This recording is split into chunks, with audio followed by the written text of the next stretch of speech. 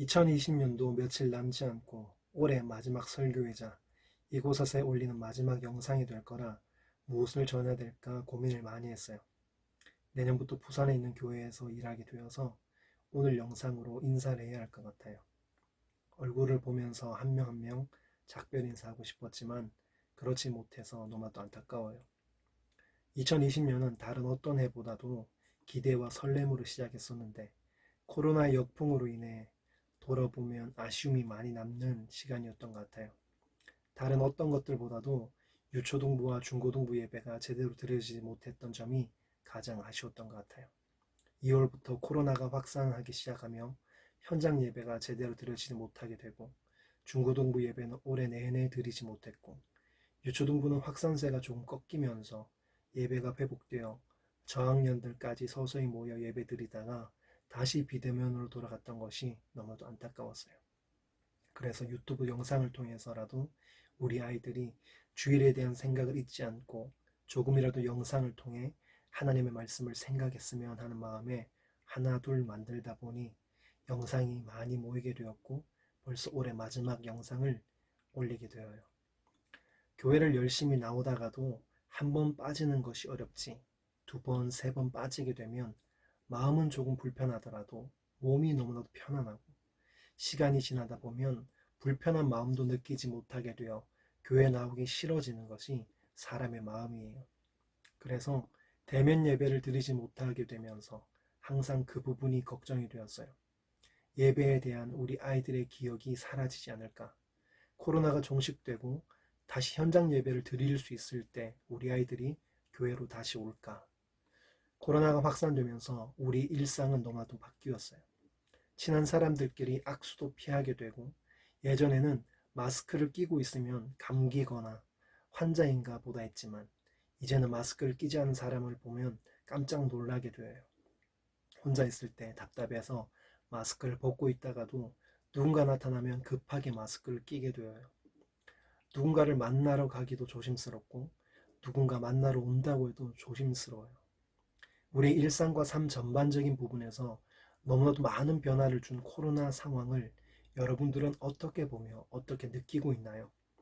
너무 불편해, 너무 답답해, 이제 그만 좀 끝났으면 좋겠어 라는 생각은 모두가 하고 있을 것 같아요. 그렇지만 우리는 여기서 한 걸음 더 나아가 생각해야 해요. 저는 코로나로 인해서 예수님께서 말씀하신 마지막 때가 훨씬 더 가깝게 온 것을 느끼게 되는 것 같아요. 어느 때 이런 일이 있겠사오며 주의 임하심과 세상 끝에는 무슨 징조가 있사오리까. 마태복음 24장은 예수님의 재림, 종말의 때에 있을 사건들을 예수님께서 직접 제자들에게 말씀해 주신 내용이 나와요. 예수님께서는 여러 현상들을 제자들에게 말씀해 주셨는데 모든 것을 다룰 순 없고 지금 우리가 겪고 있는 코로나 현상으로 느낄 수 있는 몇 가지만 다루려고 해요. 예수께서 대답하여 이르시되 너희가 사람의 미혹을 받지 않도록 주의하라. 예수님께서 제자들에게 마지막 때를 알 수 있는 마지막 때에 조심해야 할 것 중 가장 먼저 경고한 것을 우리는 깊이 생각해야 해요. 미혹은 거짓된 정보로 누군가를 속이는 것을 말해요. 공부도 많이 못했고 힘도 없고 유명하지 않은 사람의 소리에 여러분들은 믿음이 가나요? 아니면 공부를 많이 했고 힘도 있고 유명한 사람의 소리에 믿음이 가나요? 너무나 당연한 질문이죠. 우리는 공부도 많이 했고 세상에서 힘도 있고 유명한 사람의 소리에 귀 기울이게 되어요. 그런데 마지막 때는 이런 사람들이 자신이 가진 유명세와 지위를 이용해서 많은 사람들을 속이는 일들이 벌어져요. 코로나가 시작되면서 우리는 많은 뉴스와 기사를 접하게 되었어요.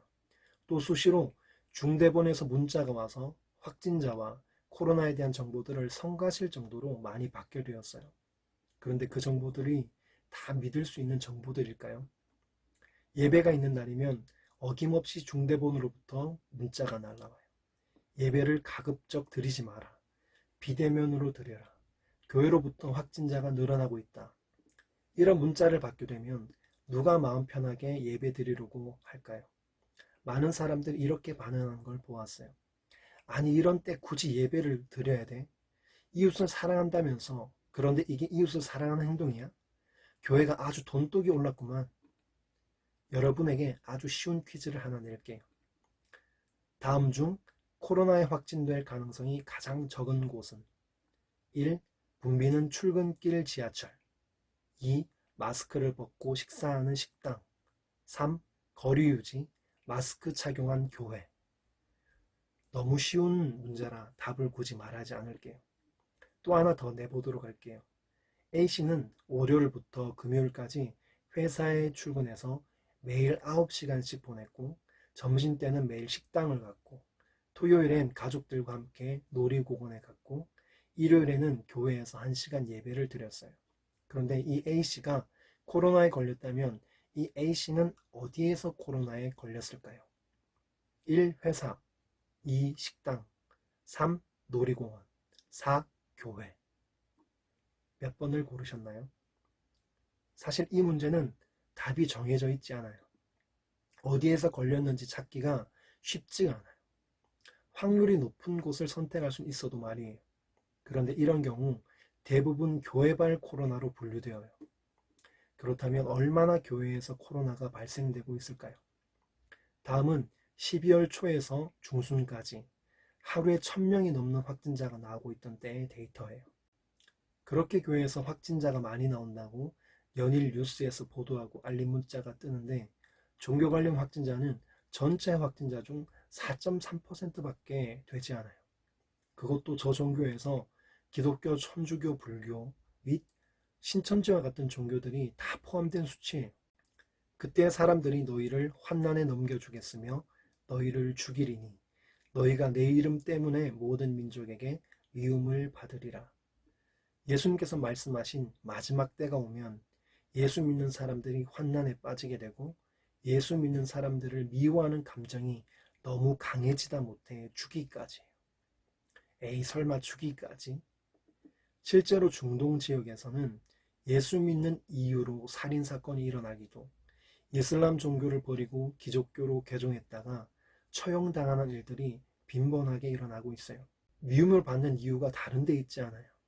예수님을 믿는다는 것 하나로 미움을 받게 되는 때가 온다고 예수님은 제자들에게 미리 알려주셨던 거예요.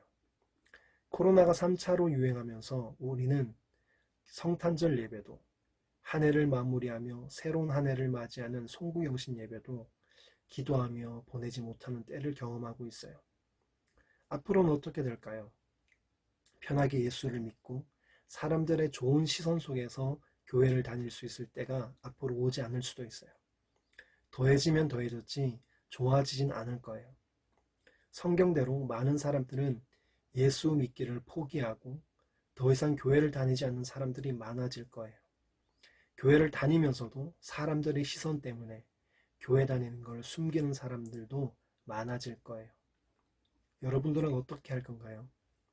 예수님의 제자인 요한의 가르침을 받았다고 알려진 폴리갑이란 사람이 있었어요. 이때는 이스라엘이 로마의 식민지로 있을 때였어요. 로마는 로마의 황제인 카이사를 섬기지 않고 예수를 믿는다는 이유로 폴리갑에게 사형 판결을 내렸어요. 사형을 눈앞에 두고 폴리갑에게 예수 믿는 걸 포기하게 되면 살려주겠다고 그를 유혹했어요. 그렇지만 그는 나는 86년간 예수님을 믿어왔고 나를 구원하신 나의 왕을 배신할 수 없다는 말을 남기며 불타 죽었어요. 이런 때에 모여서 예배를 드려야 할까요? 코로나가 확산될 수도 있는 위험을 무릅쓰고 예배를 드리는 것이 이웃을 사랑하지 않아서 돈을 모으기 위함일까요? 우리가 예배를 드리는 것도 코로나 확산을 방지하기 위해 비대면으로 예배를 드리는 것도 첫째가 주님을 사랑함이 되어야만 해요. 어려운 상황 속에서도 주님께 예배 드리는 것이 생명보다 더 귀해서 예배를 드리는 것이고 주님의 명예가 짓밟힐까봐 조심 또 조심해야 해요.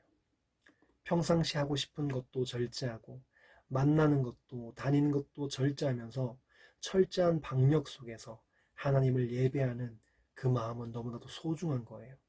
또한 주님을 사랑한다면 이웃을 구원하기 위해 피 쏟으신 그 사랑이 헛되지 않게 하기 위해서라도 이웃을 사랑할 수밖에 없어요.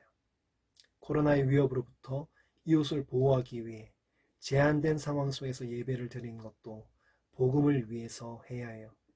그러나 예배를 제한하고 우리의 신앙을 공격하는 누군가가 두려워서 예배 드리지 않는 것은 안 돼요. 돈을 위해서 예배를 드리는 교회가 혹시나 있다면 하나님께서 살아계시기에 망할 수밖에 없을 거예요. 보라, 내가 너희를 보냄이 양을 이리 가운데로 보냄과 같도다. 그러므로 너희는 뱀같이 지혜롭고 비둘기같이 순결하라. 예수님께서 제자들을 세상에 보내시면서 하신 말씀을 가슴에 새기며 이 코로나 시대를 지혜롭게 이겨내길 바라며 항상 주님 안에, 항상 주님 앞에 살아가는 모두가 되기를 기도해요. 그럼 샬롬.